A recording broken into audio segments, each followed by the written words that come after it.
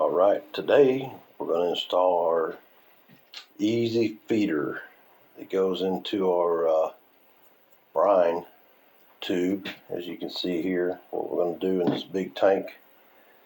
And that's going to distribute a cleaner, the Res Clean, right here, Resin Clean Feeder Pro Res Clear Care. And it drops a little bit drop in there, and every time when the heads up here to go to backwash, it'll draw that brine and this cleaner down in there and clean our beads inside these big old filters here. In just a minute here, we'll get to installing it. The contents of our box here, of our easy feeder, looks like it comes with some hose here and a simple bottle of the Res Clean for it. I'll put it down here on the ground. So this is it. This is the Res Clean, and from what I understand, it's going to hang on the side of the tank and use our hose, and it'll wick itself and it'll go in there to the cleaner. So let's get next phase here to put this guy in. Here we go. We're going to do the install of my Res Care cleaner into my tube. It goes into the filters when it backwashes. It takes the cleaner down there. So reading the instructions, my unit does it every 8 days, so that's more than 4 days. So it says use the half-ounce tube, so it'll drop a half-ounce every day in there of the Res Clear. And it says you got to submerge it into this bucket of water for at least 2 minutes.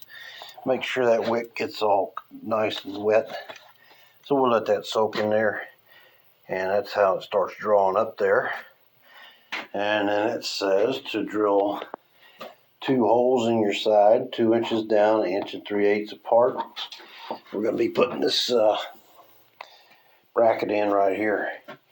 I'm going to put mine on the inside of the tank to allow it to hang my hanger here and hang my guy up here. And it's got to be within 6 inches of the tube. And now they say to drill a 1/2 inch hole in the top, and if you're on the outside of the, if you're hanging your thing on the outside, a 1/2 inch hole inside of your tank. I really don't want to drill any holes in the tank, but I'm going to hang that bracket how they say to do it. But I'm going to utilize, when the wick is in here, comes out, I want to bring it around, just feed it down in here behind this, instead of putting a hole in the top of the thing.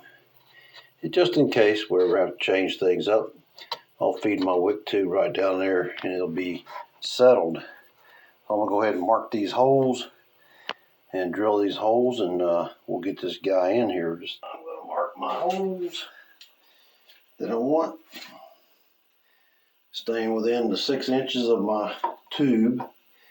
So I'll put these guys right over here, maybe a little bit closer to where the jar can hang.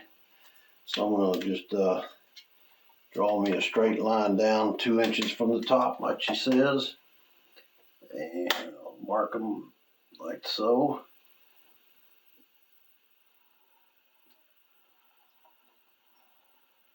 And then we can go 1 3/8 inches apart, and I'm going to just double check that my hanger will be able to hang it how I want to without being right up against there.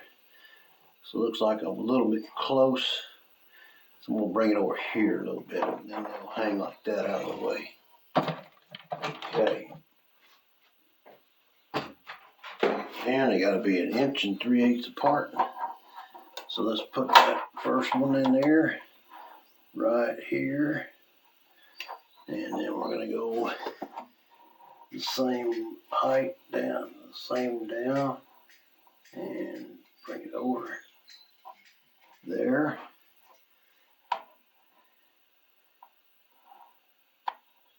And here. And that's going to be 1 1 inch and 3/8. All right, let's drill the first hole. 4-inch hole is what it says to use. Got my drill bit ready. And we just want to be careful not to crack the edge of our thing here by pushing too fast, too hard.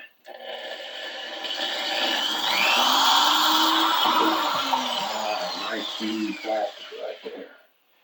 And then I'm just going to make sure that I got my marks in the right place. Looks like right there, okay. And I think it'll be just fine. Not rocket science. All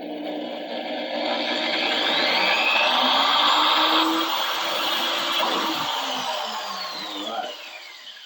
Now,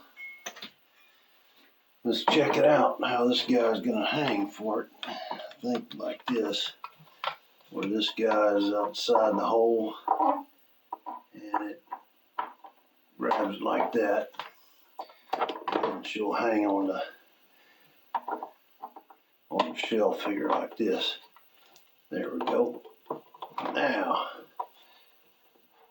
our wick's going to be in the bottom of this, so it's nice that it's on a little angle and not spilling in, and that way my wick can be down here at the very bottom in the center of the tube there. So that's half the fun right there. Like I said, I'm not going to drill a hole in here because you can see it's got dust on it, and we don't want dust getting down in our water there, and that'll just clog up our system. The wick is all wet. You can see the wick here. This is going to go down into the tube here, and this is our lid. It's going to take this guy all the way down to the bottom of our tank. So let's kind of shape it so it'll fit down in there. And this guy is just going to sit here and not mess with anything mechanical. So that'll be nice for us. Kind of get it pre-bent here so it'll be at the bottom and wicking up. All right, so I imagine there is a cap in here. It's got silver on it. Yeah. See, it's got that. They always do that. And you get it all over yourself. And it's got some safety stuff on it. But there we go. We didn't make a mess, and I'm not wearing it. So we're all right. We'll get our wick in there like that. And it should go to the bottom. Put the lid on it. And I think, yep, there it is. If you can see that, the wick is totally at the bottom, and the way it's going to lean, it's going to help it to wick right on out. Before I hang it, I'm going to put this guy in this hole back here where it just goes in, and doesn't mess with any mechanics, get hung up on anything. There we go. Yeah. So now it's able to drip right down in there without messing with any mechanics of it. And she's going to be just fine. And it should drip once it starts wicking. Should just run a drip down there every day. It's a 1/2 ounce, so that's a pretty good drip by itself. Just a 1/2 ounce, huh? So yeah, we'll just leave it like that, where it's hanging off the edge. I'm not going to be drying up on the edge of my pipe.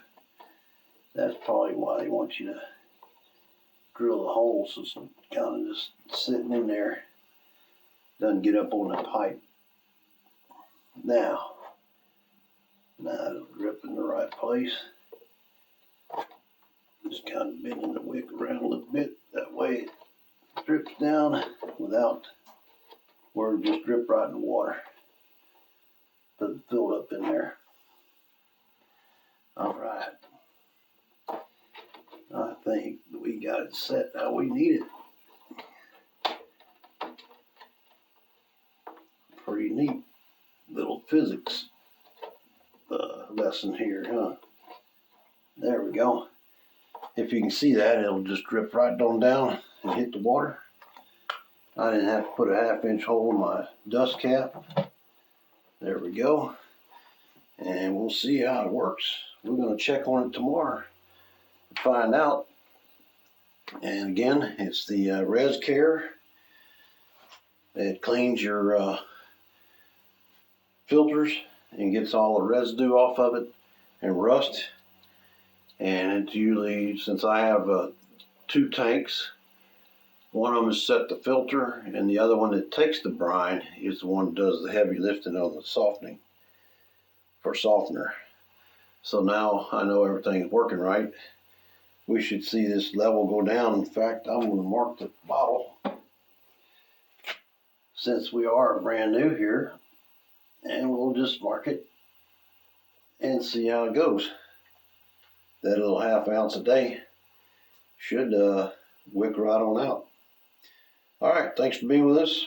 And that's our installation of our Res Care cleaner, our softner cleaner. And again, stay blessed and have a blessed day.